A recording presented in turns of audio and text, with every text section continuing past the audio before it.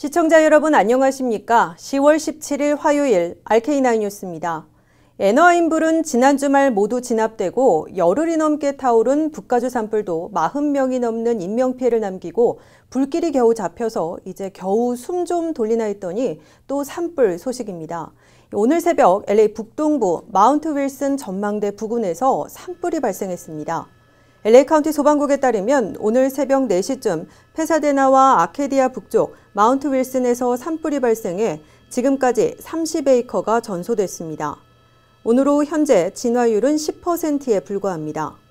산불로 전망대에는 대피령이 내려졌지만 다행히 이번 산불로 위협받는 주택가는 없는 상황입니다. 다만 마운트 윌슨에는 커뮤니케이션 타워와 안테나들도 많아 산불이 번질 경우 이들이 파손돼서 대규모 피해가 우려됩니다.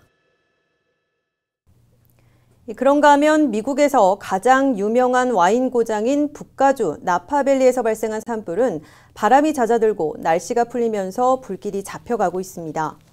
소방대는 맞불을 놓거나 방어선을 구축해 진화 작업에 박차를 가하고 있으며 아직 살아있는 불씨를 제거하는 작업에 추가 인력이 투입됐습니다.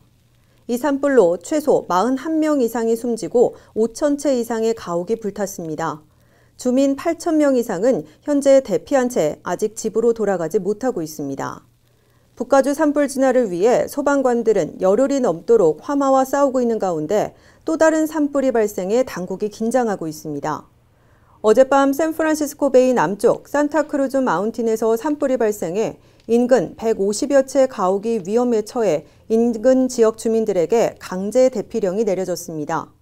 현장에서 진화 작업을 벌이던 소방관 2명이 다쳤으며 이 산불로 125에이커의 산림이 불에 탔고 가옥 한 채가 전소됐습니다.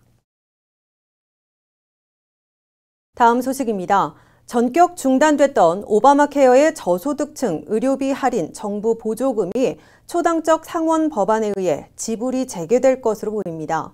상원 법안이 곧 확정 시행되면 오바마 케어 건강보험 소지자들 가운데 저소득층 600만 명이 코페이먼트, 디덕터블 등에서 할인받는 데 보조받아온 코스트 쉐어링 리덕션이 내년과 후년에도 계속 지급됩니다. 관련 내용 김윤재 기자가 보도합니다.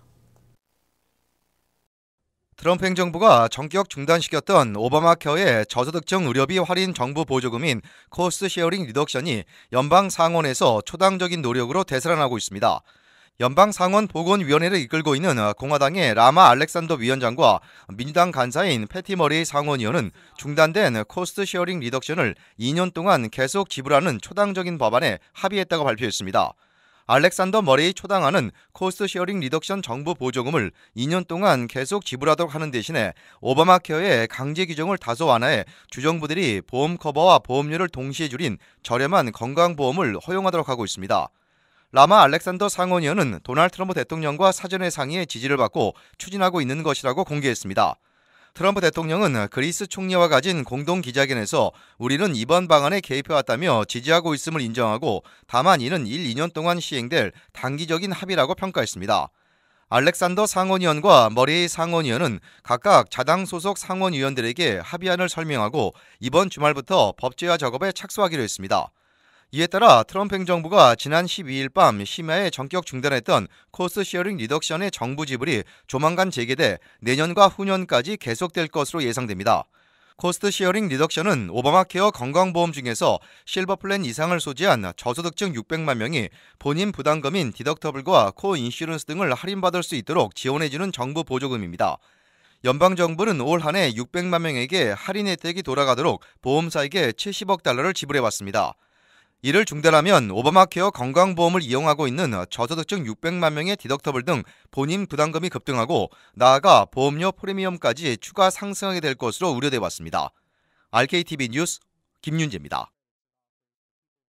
도널드 트럼프 대통령이 세 번째로 발동한 8개 국민 미국 입국 금지령도 시행 직전 연방 법원으로부터 거의 대부분 시행 금지 명령을 받아서 제동이 걸렸습니다. 북한과 베네수엘라 등 2개국 입국 금지만 허용됩니다. 워싱턴에서 한면택 특파원이 보도합니다. 도널드 트럼프 대통령이 세 번째 미국 입국 금지령도 시행 직전 연방 법원에 의해 다시 한번 발목을 잡혔습니다. 두 번째 미국 입국 금지령이 연방 대법원에까지 올라가 있는 가운데 세 번째인 8개국민 입국 금지령이 18일 시행을 수시간 앞두고 연방 법원에 의해 또다시 제동이 걸린 겁니다. 하와이 수재 연방지방법원의 데릭 왓슨 판사는 트럼프 행정부가 발동했던 8개국민 입국 금지령 가운데 북한과 베네수엘라를 제외한 6개국민들의 미국 입국을 금지시킬 수 없다는 결정을 내렸습니다. 이에 따라 트럼프 행정부는 북한과 베네수엘라 출신들에 대해서는 18일부터 미국 입국을 금지시킬 수 있으나 이란, 시리아, 차드, 리비아, 예멘, 소말리아 등 6개국 출신들에 대해서는 계속 허용할 수밖에 없어졌습니다. 북한 출신들은 이민과 비이민을 모두 금지당해 탈북 후 미국에 정착하려는 경우는 물론 미국 방문조차 금지되지만 해당자들이 극소수라는 점에서 상징적인 조치로 간주되고 있습니다. 이에 비해 베네수엘라에 대해서는 전 국민이 아니라 일부 정부 관리들에 한해 미국 입국을 금지시키게 됩니다.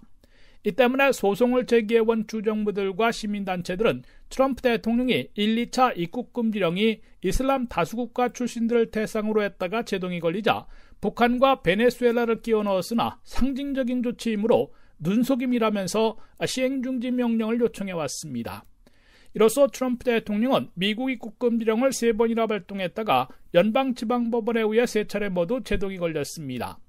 게다가 연방항소법원, 연방대법원까지 끌고 가는 도중에 1, 2차 입국 금지령은 이미 시한 만료되는 등 수모를 겪고 있습니다. 트럼프 행정부는 1차와 2차 미국 입국 금지령이 이슬람 다수국가 6, 7개국 입국 금지로 거센 대내외 논란을 산 끝에 시행 수일 만에 중단되거나 발효 직전 무산되는 낭패를 당해왔으며 3차는 북한과 베네수엘라까지 포함시켰지만 물타기, 눈가림으로 판정받아 또다시 발목을 잡혔습니다. 그럼에도 트럼프 행정부는 이번 3차 입국 금지령을 가로막은 하와이 수재 연방지법원의 결정에 불복해 샌프란시스코 소재 제구 연방항소법원에 항소하고 패소할 경우 연방대법원에까지 다시 끌고 갈 것으로 예상되고 있습니다. 지금까지 워싱턴에서 RKTV 뉴스 한면택입니다. 미 역사상 최악의 총기 난사 사건으로 기록된 라스베이거스 총격 사건이 발생한 지 보름이 지났습니다. 아직까지 정확한 범행 동기조차 파악하지 못한 상황에서 사건 이후 대표적인 관광지인 라스베이거스 분위기는 크게 달라졌습니다. 이황 기자입니다. 밤이 되면 화려한 불빛과 함께 길거리에 인파가 넘치는 유흥도시 라스베가스.